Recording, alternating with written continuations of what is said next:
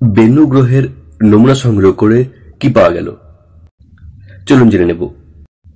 তার আগে করবো সে ছোট্ট একটি রিকোয়েস্ট, যে চ্যানেলে নিয়মিত অনেক দর্শক বন্ধুই ভিডিও দেখছেন কিন্তু সাবস্ক্রাইব করছেন না।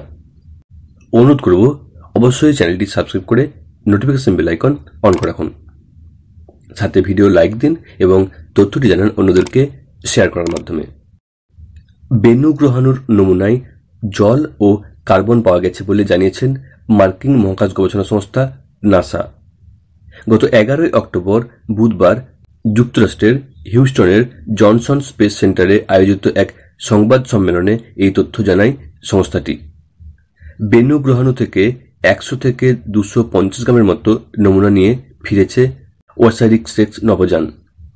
সেই নমুনার মধ্যে এই জল ও কার্বন পাওয়া গেছে। নাসা জানিয়েছে মোট সংগৃহীত উপাদানের 5% কার্বন। সংবাদ সম্মেলনে নাসার প্রকাশক বিল নেলসন বলেন, এখনো পর্যন্ত বাইরের কোথাও থেকে পৃথিবীতে আনা সবচেয়ে বড় কার্বন সমৃদ্ধ নমুনা এটি।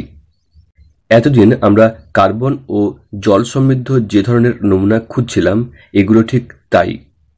পৃথিবী গঠনের গুরুত্বপূর্ণ উপাদান বলেই মনে হচ্ছে এগুলোকে। পৃথিবীতে প্রাণ সৃষ্টির অন্যতম গুরুত্বপূর্ণ উপাদান হিসেবে বিবেচনা করা হয় কার্বন ও জলকে।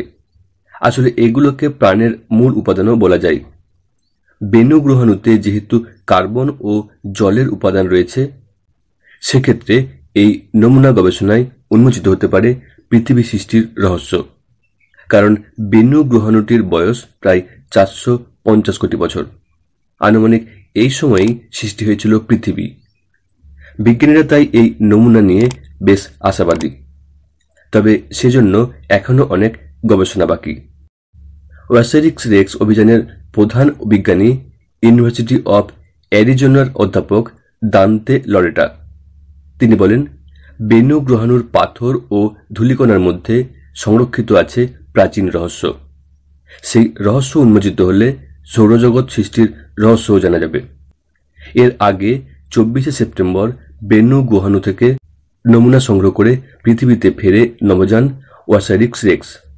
সেই নমুনা প্রাথমিকভাবে পরীক্ষা করা হয় টেক্সাসে অবস্থিত নাসার জনসন স্পেস সেন্টারে। এখনো পর্যন্ত কোনো গ্রহাণু থেকে সবচেয়ে বেশি নমুনা সংগ্রহ করা হয়েছে এই অভিযানেই। তবে এটাই কোনো গ্রহাণু থেকে প্রথম নমুনা সংগ্রহের ঘটনা নয়। এর আগে জাপানি নভোযান হায়াবুসা 2 রোগ্যু গ্রহাণু থেকে নমুনা সংগ্রহ করেছিল। অবশ্য সে সময় সংগৃহীত নমুনার পরিমাণ ছিল খুব কম, 1 চা চামচের সমান। ওসাইরিক্স রেক্স অভিযান শুরু হয় 2016 সালে। তখন এই মিশনের বাজেট ছিল $100 কোটি। 2 বছর পর 2018 সালে নভোযানটি বেনু গ্রহাণুর কাছে পৌঁছায়। এর আরও 2 বছর পর 2020 সালে নভোযানটি রোবোটিক আর্ম ব্যবহার করে বেনু গ্রহাণু থেকে নমুনা সংগ্রহ করে। সেখান থেকে নমুনা নিয়ে পৃথিবীতে ফিরে আসতে সময় লাগে আরও প্রায় 2.5 বছর। আর এ সময়ে নভোযানটি প্রায় 620 কোটি কিলোমিটার পথ পাড়ি দিয়েছে। বেনু গ্রহাণুর নমুনা সংগ্রহ শেষ করেই ওসাইরিক্স রেক্স অ্যাপোফিক্স নামের একটি গ্রহাণুর দিকে যাত্রা করেছে।